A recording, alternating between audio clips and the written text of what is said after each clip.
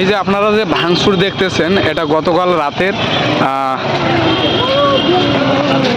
গারাগ্রাম union, এটা সম্ভবত 5 নং ওয়ার্ড। সো পুরো ওয়ার্ডটায় প্রায় ভাঙচুর, এরকম গাছপালা থেকে শুরু করে বাড়িঘর সব কিছু এরকম অবস্থা। সো কালকে গত রাতে বাতাসের গতি এতটাই ছিল, যার কারণে দেখতে পাচ্ছেন একদম কিন্তু গাছ থেকে শুরু করে বাড়ি ঘর যা কিছু আছে সব কিন্তু উড়ে গেছে। দেখেন এরকম একটা অবস্থায়। এখানে প্রায় অনেক মানুষের বসবাস, যেখানে এরকম ঘটছে। আর ভাই অনেক ক্ষতি হয়ে গেছে, একটা গাছও ঠিক হয়নি দেখছিস, একটা বড় গাছের কোনো অস্তিত্ব নাই।